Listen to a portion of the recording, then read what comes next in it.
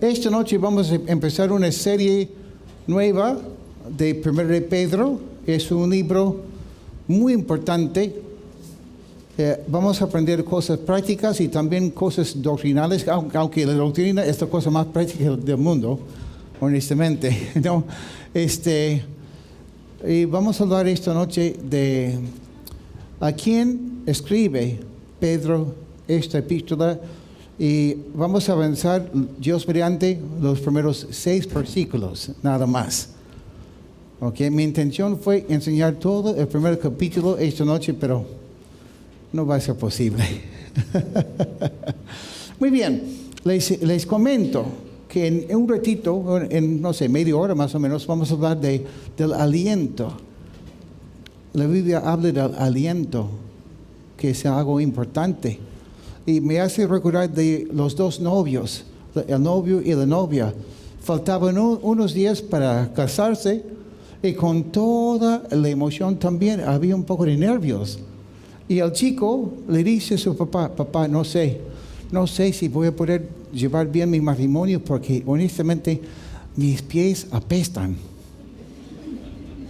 Y el papá le dice: pero hijo, todos tenemos pies que apestan. No, papá, tú no entiendes, mis pies realmente apestan feo. Y el papá le dice: ok, lo que tienes que hacer es lavar tus pies constantemente, y cuando estás con tu esposa, nunca quitarte las medias, ni siquiera en la cama. Y mientras él habla con su papá, la novia también habla con su mamá y dice: mamá, no sé, estoy con nervios porque no sé. Lo que pasa, mamá, es que mi aliento es bien feo en la mañana. Ay, hijita, todos tenemos aliento bien feo en la mañana. No, mamá, tú no entiendes. Y mi aliento sí es feo. Ok, lo que vas a hacer es despertarte temprano, vas a la cocina para preparar el desayuno, y mientras que tu esposo está tomando el desayuno, vas a ir al baño para lavarte los dientes. Muy bien. Ay, ya, mamá, ya me siento mejor. Se casaron y felices, el chico siempre con las medias, y la chica preparando su desayuno y después lavándose los dientes con su Listerina y cosas así, ¿no? Pero ¿qué pasa? Después de un mes, un día el chico se despierta muy temprano en la madrugada y nota que está con una media nomás. La otra media se había salido. Y buscando en la cama dónde está la media, despierta a su esposa. Y al despertarse, ella dice: amorcito, ¿qué pasa? Y él dice: vaya, tragaste mi media.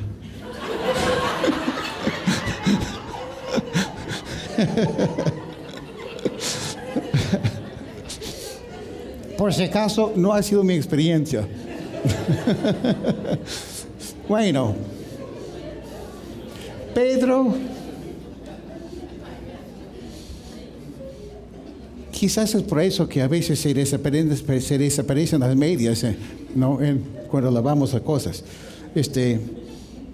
Muy bien, hablando de Pedro, no el apóstol, sí, porque yo creo que la mayoría de nosotros sabemos algo de Pedro, de su vida, ¿no? Pero Pedro escribe esta epístola entre los años 63 al máximo 65 después de Cristo. O sea, más o menos 30 años después de la muerte de Cristo, nada más. Y Pedro escribe esta epístola de la ciudad de Roma. Pedro es el apóstol a los judíos y Pablo a los gentiles. Pero Pedro en ese momento se encuentra en la ciudad de Roma, y aparentemente Pablo también estaba en Roma en ese mismo tiempo. Claro que la ciudad de Roma es muy grande y no sabemos si se encontraron ahí o no, pero eso es muy importante porque en el año 65 empieza una persecución muy fuerte de los cristianos por los romanos. Nerón quema la ciudad de Roma, echa la culpa a los cristianos, y una de las cosas que él hacía es que colgaba a los cristianos en los postes de la ciudad, echaba aceite en ellos, y mientras los quemaba, paseaba en su carro desnudo era un loquito, y gritaba, la luz del mundo, la luz del mundo, mientras los cristianos se quemaban en los postes.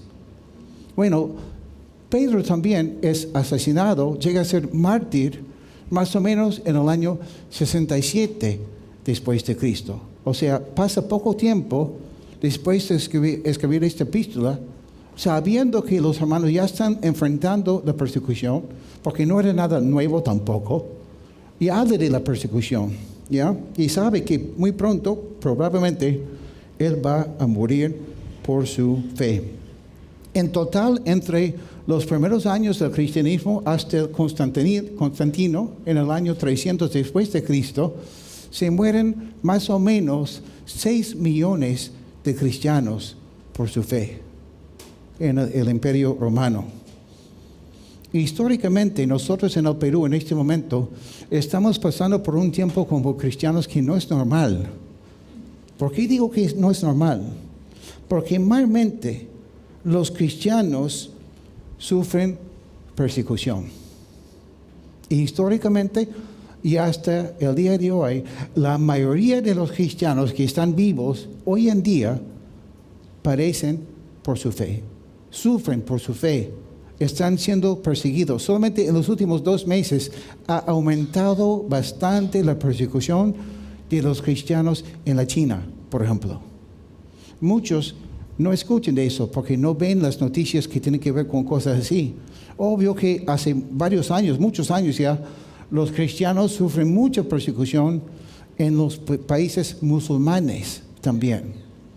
Y la otra cosa que está pasando es que en los países que tradicionalmente han sido cristianos, ya está empezando un tipo de persecución también.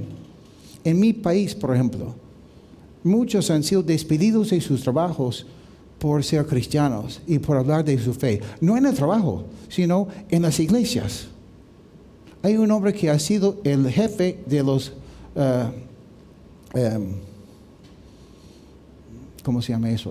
Bueno, es un líder del gobierno que es pastor también, bombero, es bombero, ha sido bombero.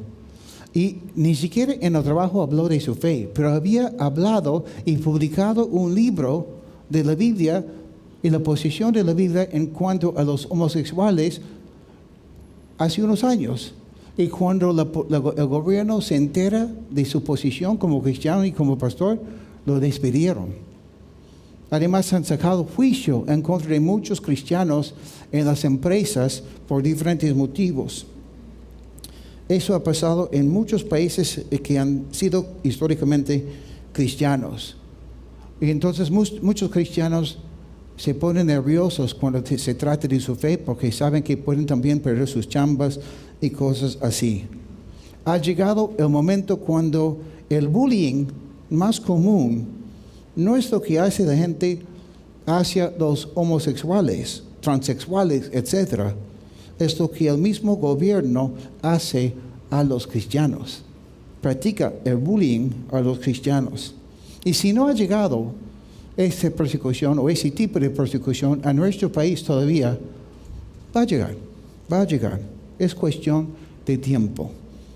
Bueno, en el contexto histórico de esa persecución de los romanos, Pedro escribe esta carta. Y notaremos que es una carta sumamente doctrinal. Al enfrentar la persecución, lo que necesitamos no es menos doctrina, sino más doctrina todavía. Porque una de las tácticas que usa el enemigo al perseguirnos es por el lado de la ignorancia de lo que dice la palabra del Señor.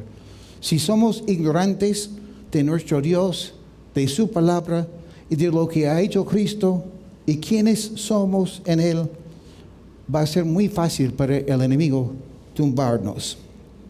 Notemos, por favor, que empecé lo que acabo de decir con si somos ignorantes de nuestro Dios. Va a ser muy fácil para Satanás tumbarnos. ¿Sabían que la Biblia tiene como objeto, o como objetivo, mejor dicho, número 1, glorificar a Dios. Muchos piensan que la Biblia se trata de nosotros y todas las predicas se tratan de cómo vivir mejor como cristianos. Hay lugar para eso. De hecho que sí. Pero la Biblia ha sido escrita ¿para qué? Para que conozcamos mejor a Dios y para que lo glorifiquemos tal como es Él, ¿no? Desde Génesis capítulo 1. Génesis 1 empieza ¿cómo? En el principio, Horacio. No, en el principio María. En el principio Dios. La Biblia empieza con Dios. ¿Cuán importante para nosotros es entender eso? La iglesia cristiana de hoy, hablando de la doctrina, es muy pobre. Y eso tendrá que cambiar. Por eso vamos a empezar con el primer versículo. ¿Y por qué? Porque mientras lo buscan, primero de Pedro es una de las epístolas menos entendido, o mejor dicho, con más malentendidos de todas las epístolas, opino yo.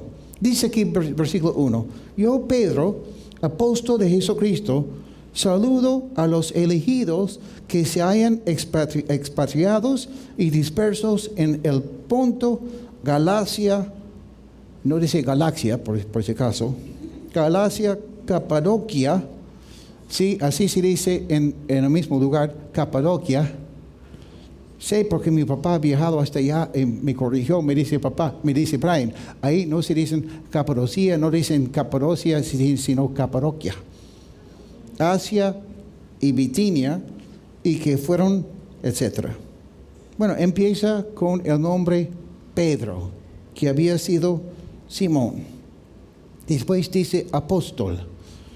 Unos sinónimos para la palabra apóstol. Ok, más enviado. Mejor enviado, emisario, embajador. ¿Ya? En este caso es apóstol de quién? De Cristo, apóstol de Cristo.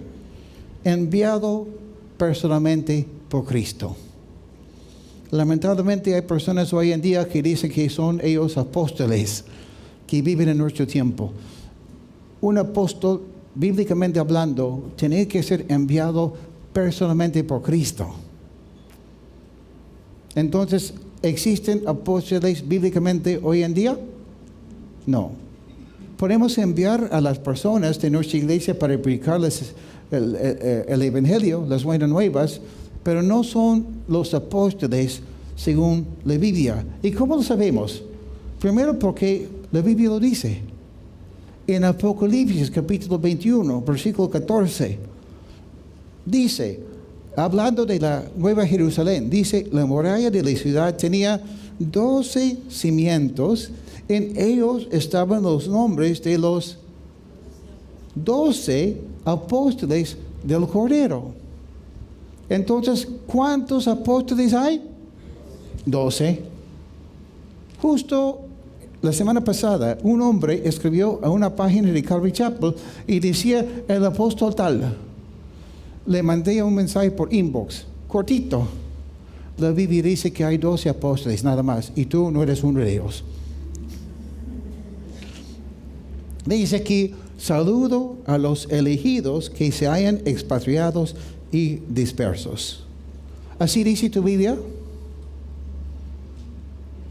Lo repito, esa es la versión Brian. Saludo a los elegidos que se hayan expatriados y dispersos. ¿Así dice su Biblia de ustedes? Interesante. Luego voy a explicar por qué la Biblia de nosotros no lo dice. Porque la Biblia en griego lo dice en este orden. ¿Ya? Y eso es muy importante cuando hablamos de la doctrina. Dice, escribe los dispersos en Ponto, Galacia, etc., como ya hemos leído. ¿Dónde están esos lugares que menciona Pedro hoy? ¿Dónde están? Por la sierra de Ayacucho, Rusia, la China, Jerusalén seguramente, ¿no? Israel. ¿Están en Israel? ¿Cuántos opinan que están en Israel estos lugares? ¿Cuántos dicen que no, pero no saben dónde? Ok. Estos lugares toditos se encuentran en lo que hoy día es Turquía. Turquía. Qué bueno que han venido porque ya han aprendido algo algunos, ¿no? Y ahora la palabra dispersos es una palabra en griego que es diáspora. Diáspora. Cuando los judíos originalmente fueron dispersados por la persecución en varios momentos. Pero esta palabra diáspora, esa palabra en griego, literalmente habla del sembrador, al estilo antiguo de la Biblia. El sembrador, ¿en qué sentido? Que el sembrador salía y sembraba con la semilla así. No es que cavaba huequitos, algo así, regaba, no, sembraba así. La palabra diáspora viene de ese concepto del sembrador. Y ahí ya vemos una pista de a dónde va Pedro con su enseñanza aquí. ¿En qué sentido? Siglos antes de Pedro, en primer lugar, los asirios conquistaron a Israel, llevaron o sacaron de Israel un buen número de los israelitas y los llevaron a otro lado. Después, los que se quedaron en Judá, muchos de ellos, casi todos, fueron llevados ¿a dónde? Babilonia. Cuando se termina el tiempo de 70 años en Babilonia, ¿qué hizo Ciro? Dio a los judíos su libertad para que podían volver a Israel. Muchos judíos no lo hicieron. Muchos de ellos también terminaron en otros lugares. Y 200 años antes de Cristo, cuando llega a tener bastante poder ese hombre malvado, Antíoco Epífano, él mató a muchos israelitas. Eso es entre el Antiguo y Nuevo Testamento. Y también por su persecución, muchos israelitas salieron de Israel. Y por supuesto, la gran mayoría de los que son realmente las personas que preocupan a Pedro son judíos cristianos que en el tiempo de persecución en el Nuevo Testamento, durante el libro de Hechos, ellos también fueron dispersados por la persecución de los cristianos, que al inicio casi todos eran judíos. Y por eso cuando Pablo viaja durante el libro de Hechos, siempre al llegar a una ciudad nueva, ¿a dónde iba? A la sinagoga. Porque habían judíos en casi, si no, todas las ciudades importantes, principales del Imperio Romano. ¿Ok? Casi todas las ciudades. Y Pablo siempre buscaba predicar a los judíos que habían sido dispersados por la persecución en estos lugares. Los judíos, por ser judíos, solían vivir separados de los demás, aunque sí algunos judíos copiaban y vivían cómodamente dentro de la cultura helenista, la cultura griega. Por ejemplo, en Juan capítulo 7, el versículo 35, vemos que dice, los judíos dijeron entre sí, ¿y a dónde se irá este que no podemos hallarlo? Hablando de Cristo. ¿Acaso se irá a los que andan dispersos entre los griegos para enseñar a los griegos? Entonces era común, todos sabían que los judíos estaban viviendo en muchos lugares. Hasta se piensa que para muchos judíos que vivían en otros lugares, no tanto en Jerusalén, una de las cosas atractivas, entre comillas, del cristianismo fue que Pablo enseñó que el cristiano, siendo judío, podía comer lo que comían los gentiles. Y empieza esa enseñanza con Pedro mismo, cuando tiene la visión de esa sábana, por decirlo así, que baja del cielo y Dios le manda a Pedro, le dice, mata y come. Ahí había cuy, quizás, todas esas cosas que nos encantan, pero los judíos no pueden comer. Y los judíos, algunos quizás, por eso fue más fácil para ellos aceptar el Evangelio. Porque los judíos pensaban siempre que ellos tenían que vivir muy aparte de los demás. Y el cristianismo enseña otra cosa. Tenemos que ser luz y sal en el mundo. Vivir en el mundo, siendo personas que no somos del mundo, pero siendo luz y sal en el mundo. ¿Ya? Ok, primero de Pedro, de nuevo. Entonces, empezando, dice, yo, Pedro, apóstol de Jesucristo, saludo a los elegidos que se hayan expatriados y dispersos en esos lugares, según el propósito de Dios Padre, y mediante la santificación del Espíritu para obedecer a Jesucristo y ser limpiados con su sangre, y que la gracia y la paz les sean multiplicadas.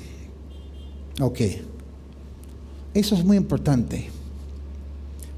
Pedro, vamos a verlo en toda esta epístola. Espero que recuerden lo que voy a decir, porque justo en este punto hay mucha confusión en las iglesias, hasta en la misma tradición que tenemos aquí. Porque, como repito, en el hebreo, en el griego, la palabra escogidos está en la mitad del versículo 1. Los escogidos que se hayan expatriados, ya dispersos. ¿Qué es lo que pasa? Pedro está enseñándonos algo, que Dios nos ve, o mejor dicho así, que Dios ve a los judíos como una nación. Muchas veces pensamos en la Biblia como un libro de diferentes personajes. Claro que hay personajes en la Biblia, pero cuando estudiamos el Antiguo Testamento, que como algunos están leyendo, es importante observar cómo Dios trata a los judíos como nación, los israelitas como nación. Dios da una promesa a Abraham, y por el amor y por la promesa que Dios le dio a Abraham y los patriarcas, Dios levanta a la nación de Israel. Deuteronomio capítulo 7 nos habla de ese tema. Dios sacó a su pueblo de Egipto. ¿Y por qué sacarlos de Egipto? En vez de decirles, ustedes ya son mi pueblo, son judíos, todos son israelitas, y ahí van a estar en Egipto. Si no los saca, ¿por qué no escogerlos y dejarlos en Egipto? ¿Alguna opinión?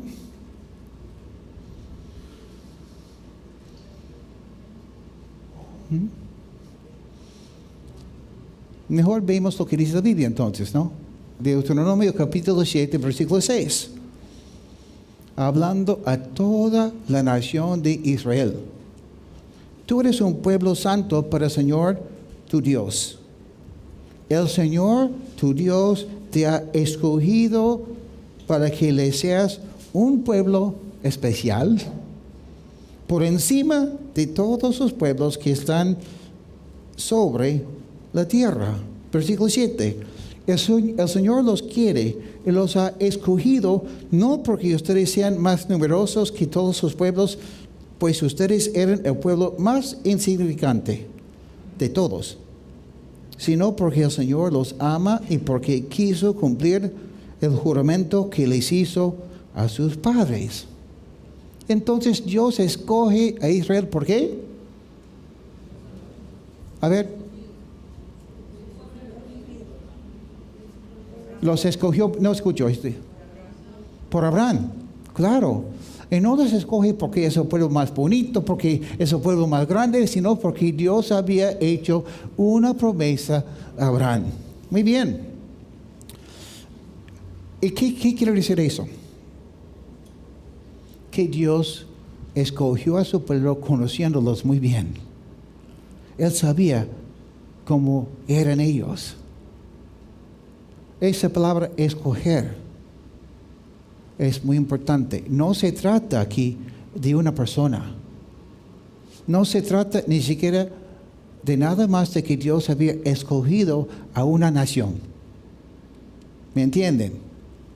Eso lo vamos a clarificar, a explicar un poco más en las semanas que vienen. Normalmente cuando lleguemos al capítulo 2.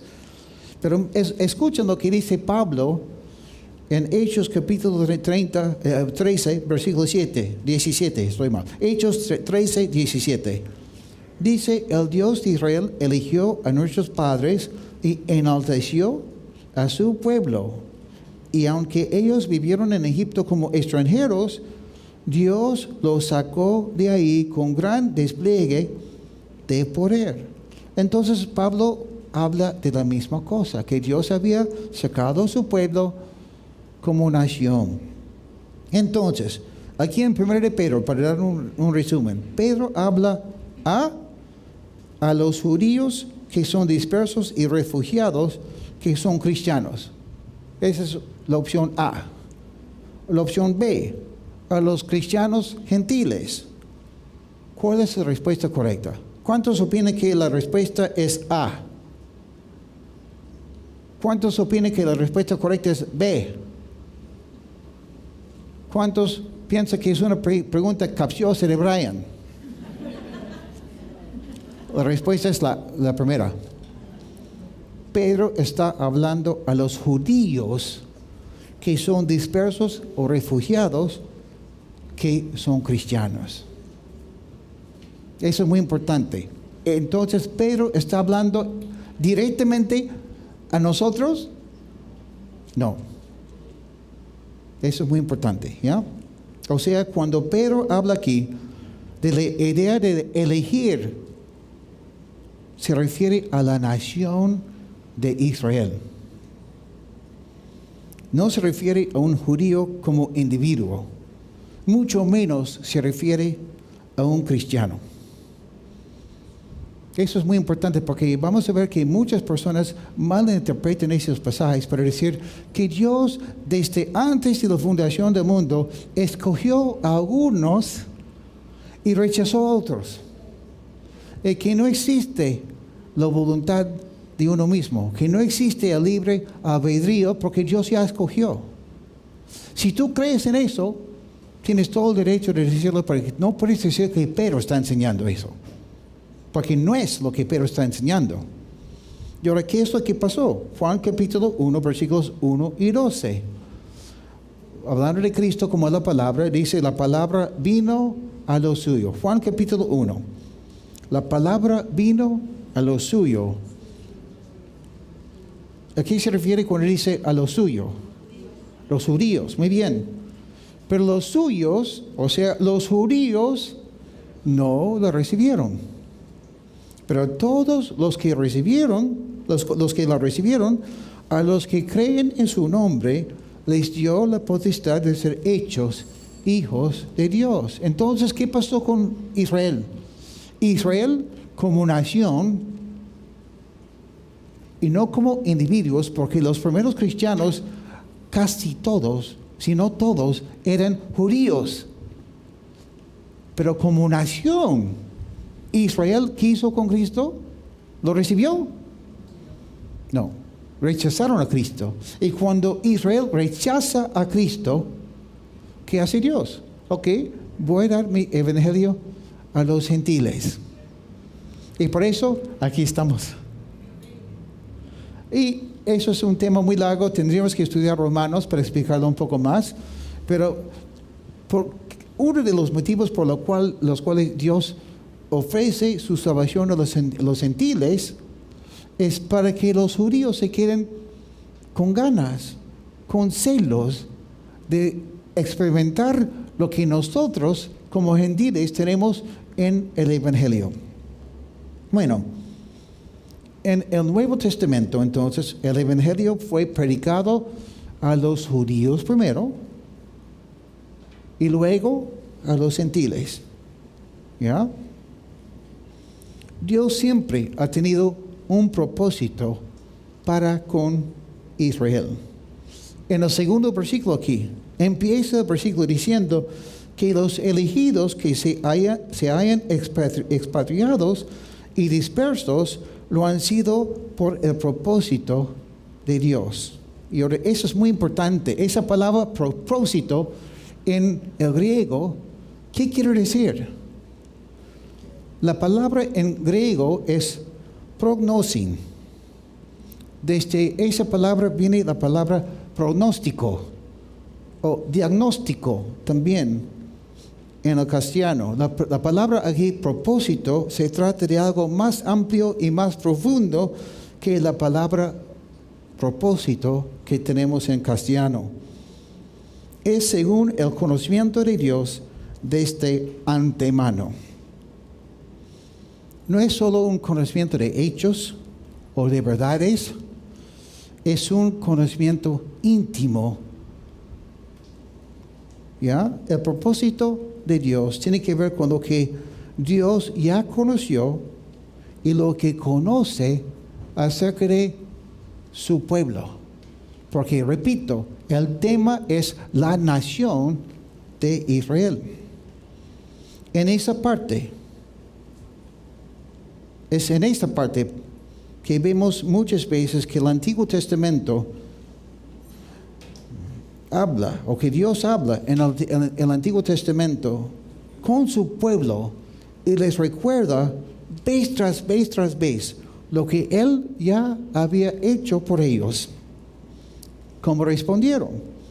¿Cuáles han sido las condiciones de los pactos y lo que Dios quiso que su pueblo hiciera? También lo que Dios había dicho que iba a pasar con el pueblo al obedecer o desobedecer al Señor. Es en este contexto que Dios está diciendo, yo les escogí con un propósito.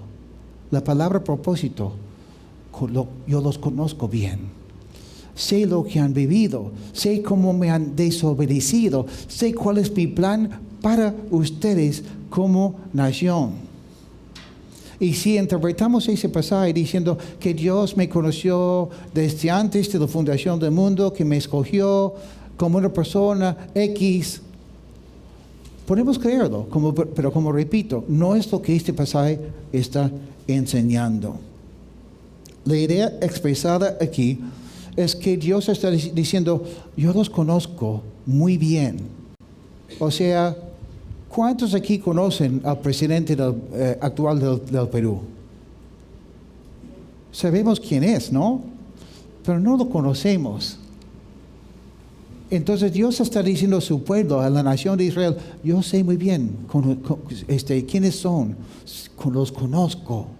Como Pablo que habla en Hechos 26, versículos 4 y 5, dice, todos los judíos saben cómo he vivido desde mi niñez y juventud, lo mismo en Jerusalén que entre mi pueblo.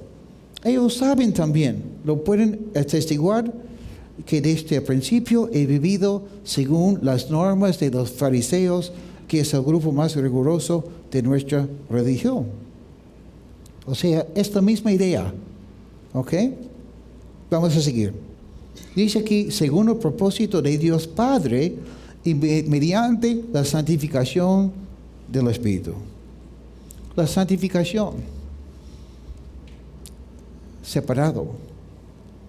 Literalmente, la santificación habla de algo raro, en un buen sentido.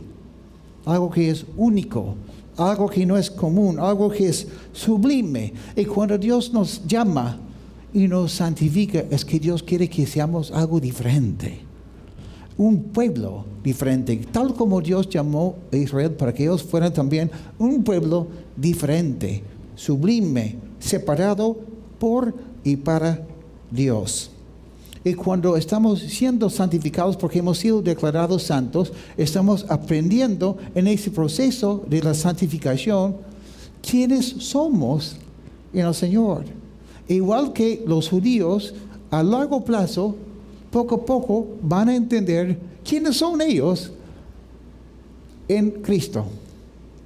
¿Ya?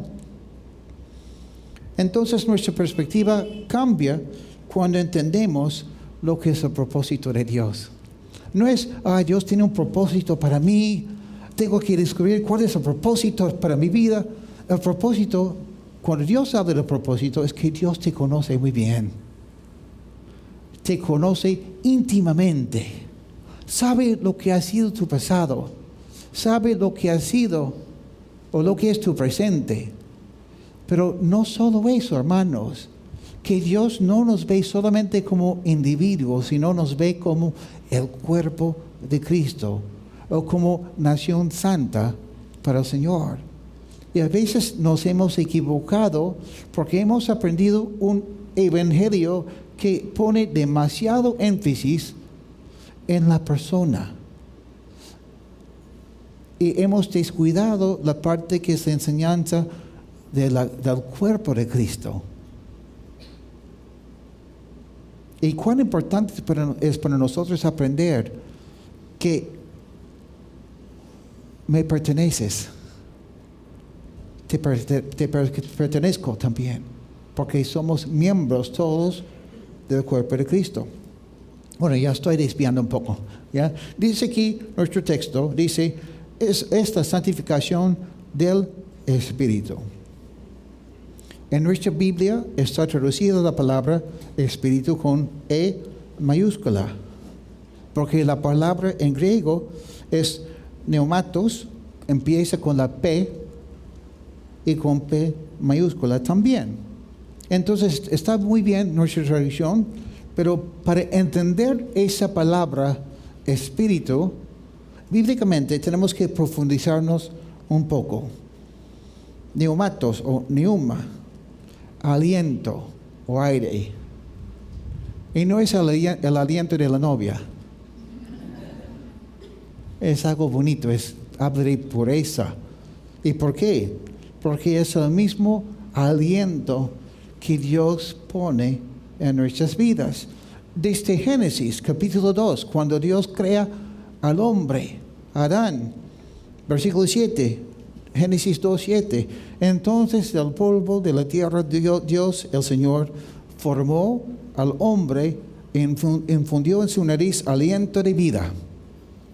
Ahí está, ¿no? Así el hombre se convirtió en un ser con, ¿qué? Con vida. Muy bien. Dios nos da el aire en nuestros pulmones y nos da la vida. Y es por Dios, es por el Espíritu de Dios que tenemos vida. En Eclesiastés capítulo 12, versículo 7, Salomón dice, entonces el polvo volverá a la tierra de donde fue tomado, y el Espíritu volverá a Dios que lo dio. En Apocalipsis capítulo 11, que es un capítulo que habla de los dos testigos en el tiempo de tribulación, que van a predicar el Evangelio, van a testificar para Dios. El anticristo y los ejércitos van a querer matarlos y no van a poder hacerlo hasta que Dios lo permite, cuando hayan terminado su tarea en el mundo. Y cuando ya logra matarlos, dice Apocalipsis capítulo 11, que después de 3 días y medio, entró en ellos el Espíritu de vida enviado por Dios, y se pusieron de pie, y todos los que los vieron se llenaron de temor. Entonces, la primera lección, cuando hablamos de ser santificados por el Espíritu, es recordar y entender que Dios nos ha prestado la vida. Él dice cuándo te va a dar la vida y cuándo te lo va a quitar. Tú estás respirando, tienes vida hoy día por la obra de Dios. Entonces, ¿qué es lo que debemos de hacer con el aliento o la vida que Dios nos ha dado? Eso es parte de la santificación en el Espíritu. ¿Qué es lo que debemos de hacer con la vida nueva en Cristo que Dios nos ha dado también? Porque si hemos nacido primera vez por una obra del Espíritu Santo que sopla en nosotros y nos da la vida física, es igual cuando recibimos a Cristo, nacemos de nuevo y el Espíritu sopla en nosotros y nos da una vida nueva en el Señor. Entonces es aprender a depender completamente de Dios. Para vivir la vida nueva en Cristo, igual que Adán necesitaba el aliento de la vida, nosotros necesitamos el aliento del Espíritu. ¿Y es para qué? Para obedecer a Jesucristo, como dice Pedro, y ser limpiados con su sangre. Para obedecer y ser limpiados. En el Antiguo Testamento, el sacerdote tomaba el holocausto que presentaba el pecador, y después de haber matado ese holocausto, y después de que la persona había puesto su mano en la cabeza del animal, el sacerdote tomaba la sangre de ese animal. ¿Y qué hacía con la sangre? La rocía sobre el altar, sobre la persona y hasta en el piso. Todo tiene que estar con la sangre. Y no es que la persona, o ni siquiera el altar, que el sacerdote entraba después para limpiar todo. La sangre se quedaba ahí, porque todo se trataba de la sangre. En nuestra vida, todo se trata de la sangre de Cristo aplicada al corazón y a la vida de uno. Alguien o algo en el Antiguo Testamento tiene que morir para que el pueblo pudiera entrar en comunión con Dios y con los demás. No podían ir al templo o al tabernáculo antes y salir bien si no habían aplicado la sangre del Cordero a su vida. Esa es la obra que hace el Espíritu cuando produce en nosotros la obediencia a Cristo. Ellos entendían cómo era Dios por la sangre que veían primero en el holocausto y después en ellos mismos y en los demás que habían también llegado al tabernáculo este día. Solo podían ver a la persona y a sí mismo de manera correcta por la sangre aplicada a su vida.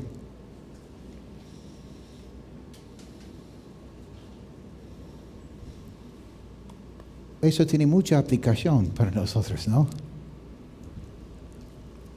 No puedo entender quién soy yo, mucho menos cómo es Dios, si me olvido de Cristo y su obra, su sacrificio en la cruz.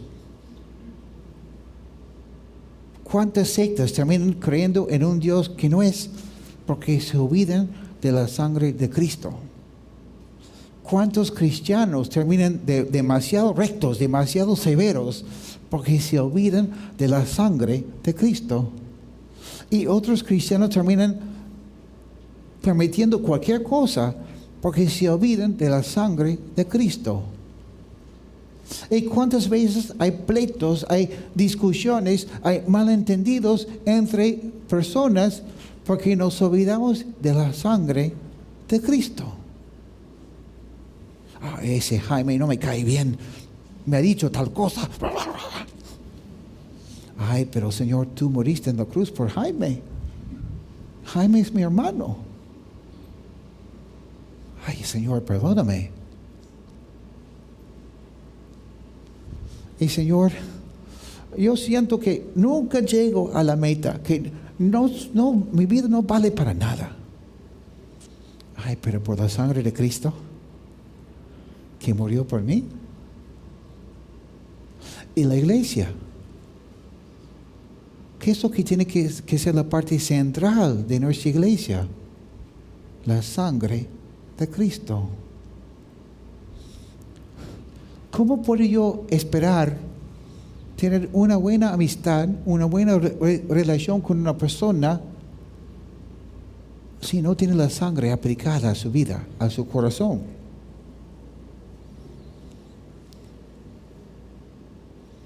Los judíos habían sido elegidos o escogidos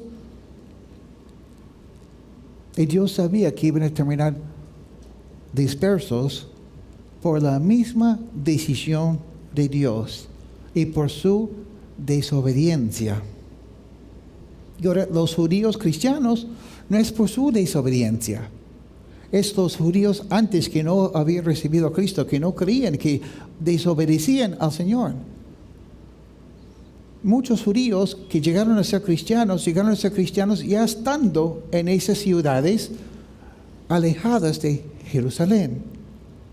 Y por su misericordia, Dios envió a los evangelistas, Pablo y otros, para predicarles. Pero otros, estando en Jerusalén, y llegaron, en ambos casos, por recibir a Cristo y por obedecer al Señor, por identificarse con Cristo, terminaron perseguidos. Y estando ahí, en Roma, quizás en ese momento el lugar central de la persecución, y después de haber sido perseguido también en Jerusalén, unos años antes, Pedro pide que Dios dé a su pueblo gracia y paz, y que la gracia y la paz sean multiplicadas en ellos. Versículo 3. Bendito sea el Dios y Padre de nuestro Señor Jesucristo, que por su gran misericordia y mediante la resurrección de Jesucristo nos ha hecho nacer de nuevo a una esperanza viva. Por favor, que no leamos esa primera frase demasiado rápido. Bendito sea el Dios y Padre de nuestro Señor Jesucristo. Pedro ha sido y sigue siendo perseguido. Y en medio de la persecución, ¿qué dice? No entiendo, Dios, no entiendo por qué eso nos está pasando. Escribe a los judíos creyentes que están también siendo perseguidos. ¿Y qué dice? Bendito sea Dios. Sí, Dios tiene un propósito, como hemos dicho.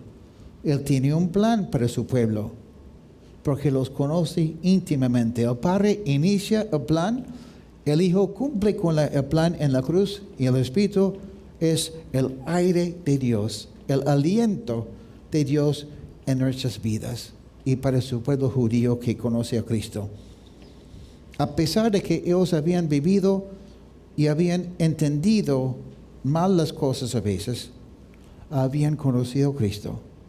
Y Dios había empezado algo nuevo en ellos. En el 4º versículo dice, para que recibamos una herencia incorruptible, incontaminada y imperecedera. Esta herencia les está reservada en los cielos a ustedes, que por medio de la fe son protegidos por el poder de Dios para que alcancen la salvación, lista ya para manifestarse cuando llegue el momento final. Esto les causa gran regocijo, aun cuando les sea necesario soportar por algún tiempo diversas pruebas y aflicciones. Estamos planeando el viaje a Galilea. Y hace un tiempo atrás dejamos botes de jeve, dejamos colchonetas de aire, dejamos carpas ahí. Y pensamos, ahí van a estar las cosas. Y Gaby, al hablar con su mamá, casi todo ya no sirve. La misma humedad, las lluvias, en algunos casos, las ratas han comido las cosas. ¿Cuántas veces ponemos tanto empeño para juntar las cosas materiales en esta vida, cuando al final se malogran, se desaparecen? Compras tu celular nuevo, lindo tu celular, gastas billete, y en un momento de descuido, justo cuando estás viniendo a la iglesia, caminas por el grifo, aquí conversando con alguien, estoy yendo a la iglesia, no me va a pasar nada, y te lo quitan. Yo sé, porque no me ha pasado a mí, porque mi celular no vale la pena robar. Bueno, antes, pero he visto aquí. Pero qué lindo cuando vemos lo que dice Pedro aquí. Tenemos una herencia incorruptible, incontaminada.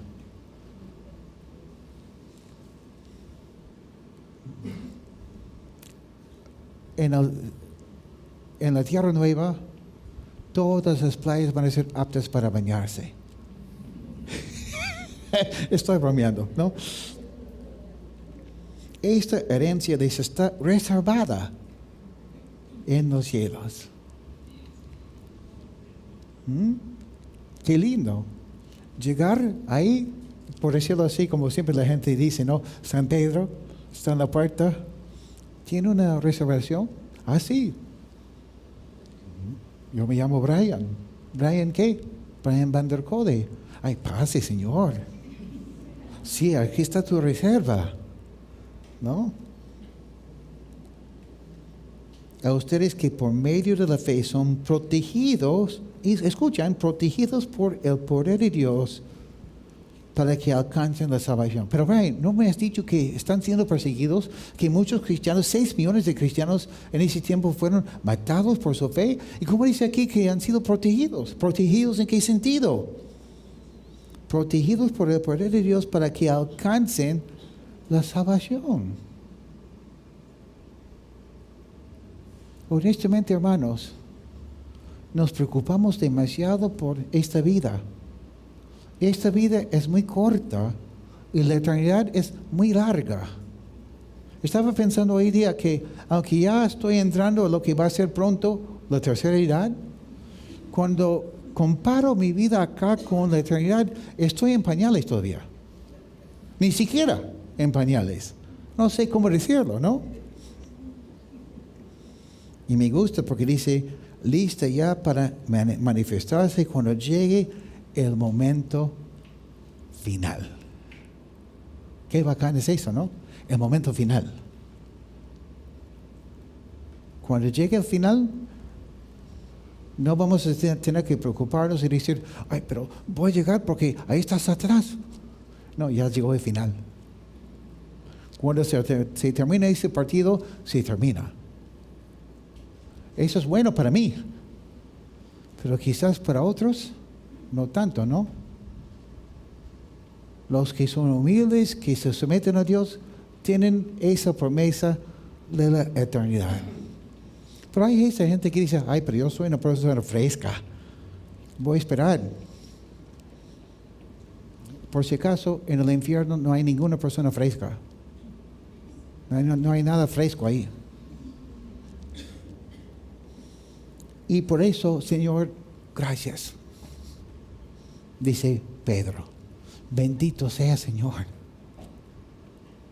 No importa lo que me hagan en esta vida, no importa lo que yo tenga que soportar. Esos dispersos que habían perdido quizás o probablemente todo, menospreciados por los vecinos también, porque igual, y mira, hay una lección en eso. Discúlpame por pasar la hora, pero mira lo que ha pasado en nuestro país el último año y medio más o menos, que han llegado hermanos lindísimos de Venezuela. Como cristianos, ¿cómo tenemos que recibir a cualquier persona que viene dispersada? Bienvenidos. Bienvenidos, hermanos. Sabiendo que ellos quizás han aprendido una lección que en algún momento nos tocará también aprender. Porque lo que tú tienes hoy día, quién sabe si en el futuro lo vas a perder. Y como decía Corrie ten Boom, la famosa holandesa cristiana, tú no sabes que Dios es todo lo que tú necesitas hasta que es todo lo que tú tienes. ¿No?